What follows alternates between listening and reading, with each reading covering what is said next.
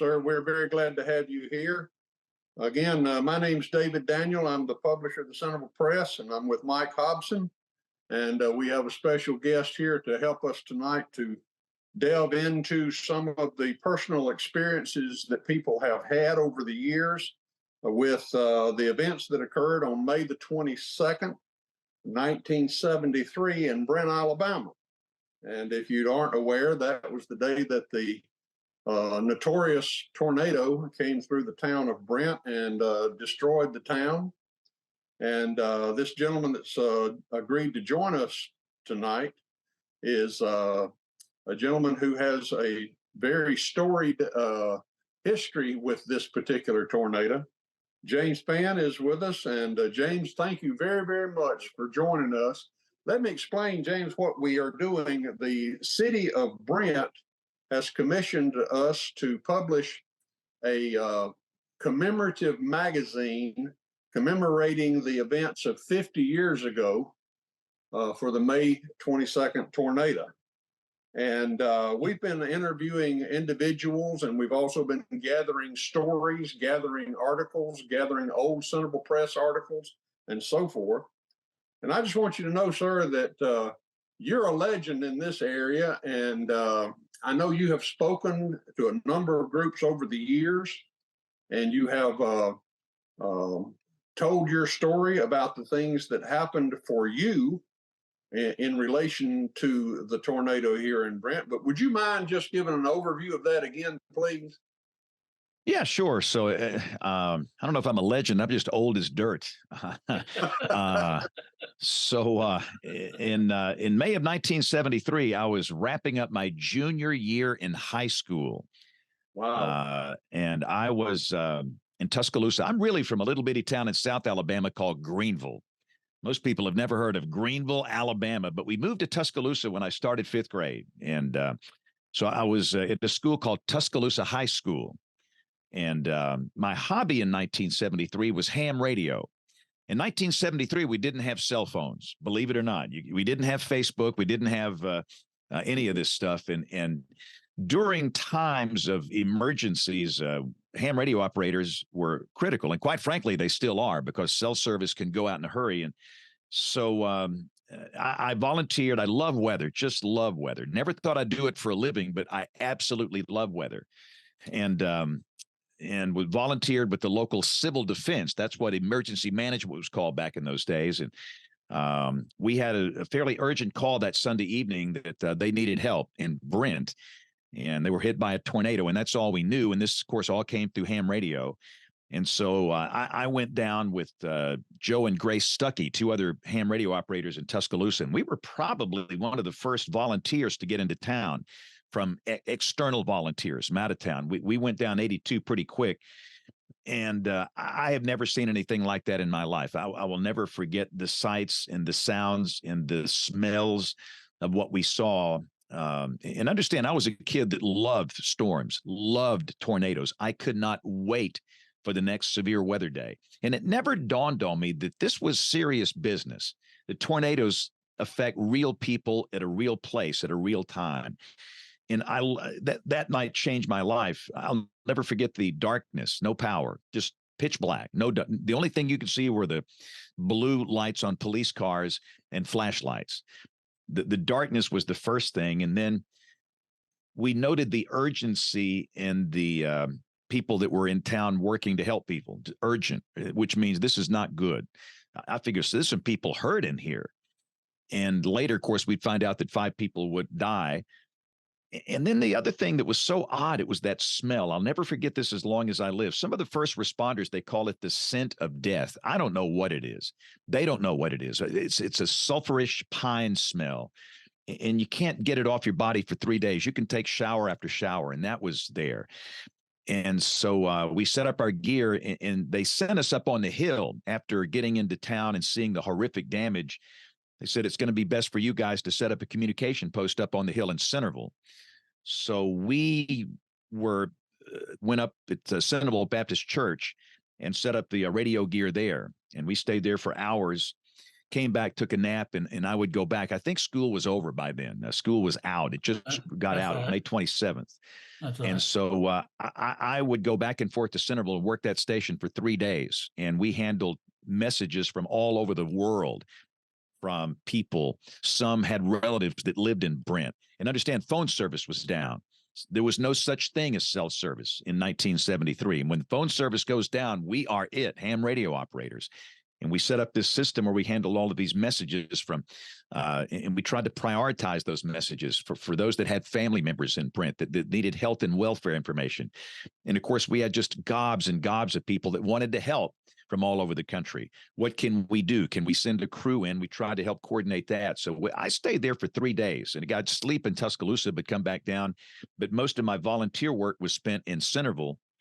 And then on the third day, when it was kind of winding down what we were doing and the phone service was restored, we got a chance to see Brent. And that's the first time I've ever seen tornado damage like that. It was horrific. This was a long track F4 tornado that originated north of Demopolis. It came through Greensboro, tore Greensboro up, hit the WSR 57 radar site just southwest of Brent on Highway 25. And goodness, Dale Black and those guys, they were lucky to be alive. They were absolutely lucky to be alive, but they did the right thing. But, they got the word out. Dale got that message back to the Weather Service in Birmingham. The tornado warning was issued. They did exactly what they were to do. But we saw the damage at the radar site. And of course, the damage right in town was just horrible, and at the church. And so it was life-changing for me. That was the night that I realized that this is serious business. It's not a joke. It's not a game. It's not something that should give you an adrenaline high. It's something where instead of loving this stuff, yeah, it's okay to be fascinated by it, but you should channel that energy into helping other people. And that's what I've tried to do over these last 50 years. And of course, ultimately, I would get into this as a profession. My first major in college was electrical engineering because I didn't think you could do weather for a living, but I learned that you could. And I changed majors and finished in meteorology at Mississippi State. And I've been doing this on television. I started in 1978. So 5 years after the tornado, I went on television and have been on television since doing this. But it taught me a lesson, and it's a lesson in empathy and compassion and understanding the culture of the people that you serve. It's been my joy to come back many times over the years and speak at the Brent Baptist Church.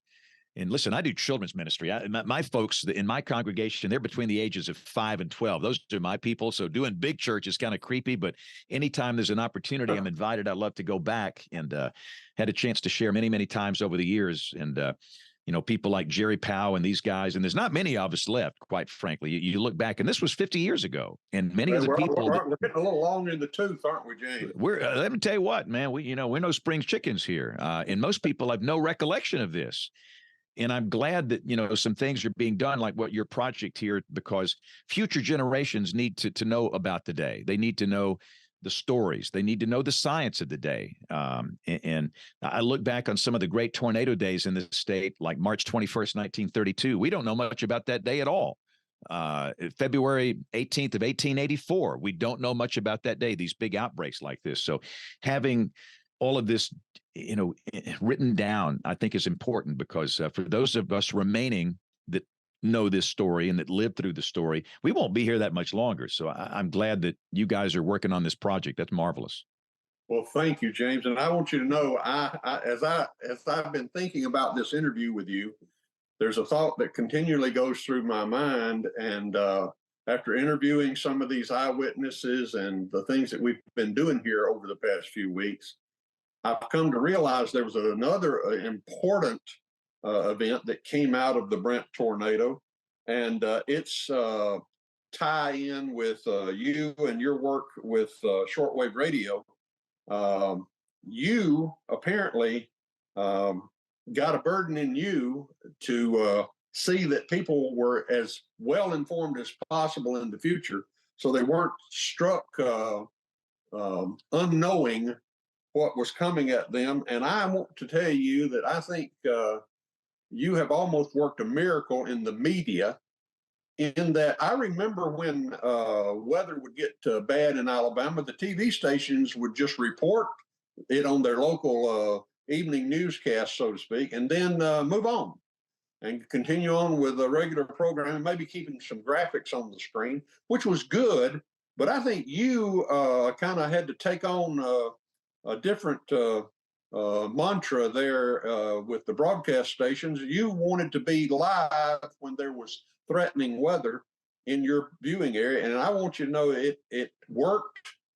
And I don't know how people could get along without it. Now it's kind of like cell phones. People around Well, here see whether or not your jacket's going to come off to know whether or not they should run and hide. and I'll say this: the folks that I started working for 26 years ago in 1996, this channel, that's the first station that ever gave me the freedom to do that, unrestricted. The All Britons own this station, ABC 3340. They put it on the air, and they gave me unrestricted permission to stay on TV as long as I want to. And the owner said, "It's your call. I'll never second guess you. You stay on as long as you want to. It doesn't matter what's on TV." That's what changed everything. And I will always be thankful for them opening the door for people to do that. And of course, now it's a different game, and that most people don't consume linear television like they did in the 70s and 80s. Now people go home and watch Netflix and Hulu, and that's fine, but we have to provide products and services to reach, that audience as well. And we of course, we stream our coverage, and we want people to be watching on their phone, but we just have to keep up with the times. It's our job to minister to people and to reach people and to have a relationship with people. And Well, that's I see in your story, James, and I've heard your testimony, and I want you to know how thankful I am that you have been touched by the Creator of the universe, and you have Him as your Lord, because I've heard your testimony, and I know that you have a heart for people to be able to do the kind of thing you did when you were able to get the broadcast stations to start transmitting live coverage during severe weather events. And I don't know the answer, but I bet there are thousands of people alive today because they got good weather information because of the burden you had in your heart, which I think is inspired by the love of the Lord. To do the things that you did. And I want you to know that I'm very grateful, because I know well, you're way too kind. everything. I'm just a cog in a wheel. There's a lot of moving parts in the process where warnings are generated and disseminated and consumed, and I'm just a cog in this big machine. But yeah, and listen, I tell young people that want to do this all the time. You have to, number one, be willing to work long, hard hours. Used to be you'd be on TV at night. Now with phones, they never turn off. You've got to work long, hard hours, but you've got to work with a servant's heart. That's it. You can't be doing this for yourself. You have to do it at the convenience of the people that you serve. And this might be 3 a.m. It might be a Saturday, might be a Tuesday, and you're going to make some sacrifices for that. And I love to take our interns to a Walmart and engage them in conversations with real people that they'll be serving, to look them in the eyes. This is who you're going to be serving. But the truth is, we've come a long way, but goodness, we still have a long way to go. I'm telling you, just in Mississippi, within the last week, 25 people died. 12 years ago, 252 people died on my watch in one day, April 27, 2011. That's inexcusable for anybody, for the people, for me. And it's just a reminder that we've got work to do in the way we message severe weather events. And we've got to do better for people that live in mobile homes. We know that. There's so much more we have to do. So there's just a lot of work to be done. And I look back on the 1973 day, and I don't think most people knew that it was coming. There was a warning, but I don't know if television was interrupted. I don't know. I honestly don't know how the warning process worked. I do know that Dale and the folks at that radar site got the word back to Birmingham of the hook. We've been hit, and the warning was out. But maybe those 5 lives could have been saved if the warning was disseminated widely. I just don't know. But we've come a long way. I look back on some of the historic events in the state, like March 21st, 1932, generational outbreak, probably 500 people died. There were no warnings. Nobody knew. So we're moving in the right direction, but we've just got to focus on getting better. And what happened May 27th? I've lived long enough to see the change that occurred in weather reporting by broadcast stations. And the change has been very, very significant, started by you and your burden to try to help people. And I just want you to know it's impressive to me. to be able to sit here and talk with you today, knowing that your burden that you had for all this has saved so many lives. And there's really no way to measure it, but I know it has made the event safer than it was when the tornado hit Brent. Because Yeah. you're right, a lot of the people that we talked to here had no idea it was coming. They just knew the weather was getting bad. And I hear that over and over again in the people that I'm interviewing here. And today, that's not the case. Today, when there's a significant weather event coming, most people are very well informed and actually watch the radar transitions of the movements of the storms in real time. That is just absolutely fascinating compared to what we used to have. And I think they're getting the message too about what you need to do. Like it's so good that I see so many people popping on a helmet. Most people that die in tornadoes is blunt force trauma to the skull above the neck. And by putting on a cheap Walmart bicycle helmet, that will enhance your chance of surviving 10 times. And I think that messaging is getting through. And I think it's starting to get through with mobile homes, but that's one of our biggest challenges. A lot of people that live in mobile homes, that they don't have transportation. It's really easy for us to sit here and say, you need to get out of a mobile home. Well, what if you don't have a car and you can't do that? Or what if there's no shelter nearby or no business that's open 24/7? And we can't provide oftentimes a lead time of more than 6 or 7 minutes for a tornado. Maybe sometimes, but sometimes the shelter might be 30 minutes away. And so, we've still got challenges, but I do think we've come a long way. And I do think there needs to be a time to celebrate the people that have lived through these horrible tornadoes here. I'm not quite ready to do that, especially in the case of April 27th. I'm still focused on the 252 people that died on my watch. I've memorized almost every name in almost every story, and it's very motivating for me. These were precious people that died, and the 5 people that died in Brent were precious people that died, and we should, cherish their memories as well. But again, Thank it's just God for your heart, James. That's a heart of a servant right there, and it has had an effect. It has saved lives, and I wanted to make sure that I acknowledged and pointed out what I see and what I've seen. I'm old enough to remember how it was, and I see how it is now, and I say, what made the change? Well, somebody with a burden, and I think you played a very, very important role in changing things for the better. And I'm very grateful. Well, you're way too kind, but I do think for some reason I was born to be standing in front of a green wall when there are tornadoes flying around here. Why me? I'm just some country bumpkin from Greenville, Alabama. It makes no sense. Nobody in my family has any interest in this, but I do think that everybody has a specific purpose in ministry, and once you figure out what it is, life gets really good. I sleep 3 hours a night. I mean, most people would say you're crazy for doing this, but I love what I do. I can't wait to go to work every day. And if you're doing what you love to do and what you're called to do, life gets really good. And the 2 things that matter in life, it's your relationship with God and how you treat other people, and that's it. Amen. And so in my case, being able to help people during a tornado emergency or a hurricane or a flood or whatever, it's a joy to do that. And I just think I'm called to do that. And I understand, guys, that this Brent tornado is 73.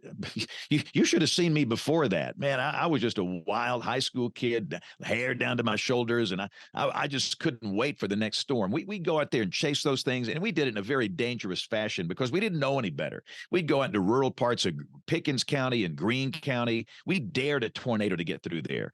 But that night changed everything when you realize that real people are affected by these things. And this is a tragedy. And instead of focusing your energy on yourself, your love of these things, so let's focus your energy on the people that you out there and help them. So it's been a great ride. And I'm just getting started. You know what's weird? I'm older, but I feel better now than I felt when I was 30. And there's so much work to do. So I'm very energized and just very honored to be able to serve. Well, I think it's a little humorous, but it's also kind of fascinating to realize that there are people that judge what they're going to do in the weather situations by how fast your coat comes off.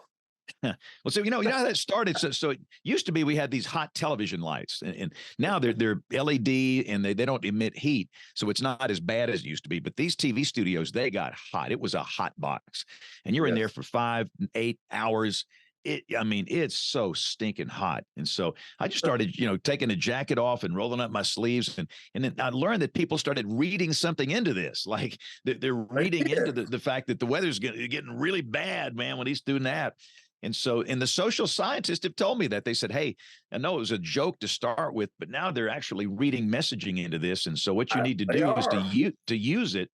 So don't you dare roll up your sleeves until we have a genuine tornado emergency. Um, and People will get the so, wrong signal, won't they? yeah, you just got to be really careful with that. And so, and I've learned that people read your body language, they read the eye contact. Like this past Friday night, we had the horrible Mississippi tornadoes, just horrible with loss of life. And we had one of those in Amory, and the radar signature it would take your breath away. And while we couldn't show the tornado live, they're all rain wrapped and it's at night. But knowing what we know, that's going to kill somebody. And I had to cut out all this. Sometimes I'll say silly things, and this is serious business. And people can read that in my tone of voice and the body language and everything else. And by the grace of God, that thing dissipated. It occluded and dissipated right as it moved into Alabama. It did drop 2 smaller tornadoes in one in Marion and a couple in Morgan, but nothing like the ones in Mississippi. But and I think that's the one thing we learned too after the 2011 outbreak. What we do is not enough. All I know is physical science. I don't know anything about being on TV or radio or the tweeter or any of this stuff. I'm a numbers guy, and we don't understand human behavior, and we're asking people to do things. And so we've got to integrate social science into physical science, an interdisciplinary approach. And they have really helped us, these social scientists. They have been very helpful. So I think we're better now than we were 12 years ago. Well, I know that your passion for serving others and being of value to other people's lives has certainly saved many lives in Alabama and changed things so much for the better. If somebody's uninformed today as to what the weather's doing, they're just not. They're intentionally not paying attention. Yeah, and we know that they tell us, there's some people you can't help. And he said, don't worry about those. Focus on the ones that do want help and the ones that do want to pay attention. And we've tried to do that. But gentlemen, I hate to do that. I got to go start the 6 o'clock news. My window is up here. I have to go in there and say the 6 o'clock news starts now. Well, thank God for you, James Spann. You've served a world of people that you'll never know here. Well, I don't know about that. I'm just a joy to do what I do, and I can't. I'll be in Brent to speak at the Baptist Church. I want to say it's the 28th of May, and looking forward to that. So I'll see a lot of old friends, and we'll have great times. Yeah, it'll be great. But fellas, thank y'all so much, and y'all have a blessed day. Thank you, 1978 to 45 years. Yeah. Thanks, everybody. Good night, sir. Bye-bye. Thank you, Mike Hobson. I appreciate your work here tonight. All right. Appreciate our viewers. If y'all get a chance and you ever run into James Spann, let him know how much you appreciate all the work he's done to help people throughout Alabama. He's a treasure. And we look forward to seeing him when he comes here for the remembering of the 50th anniversary of the Brent tornado. Thank you for being with us tonight. I'm David Daniel with the Centreville Press. Thank you.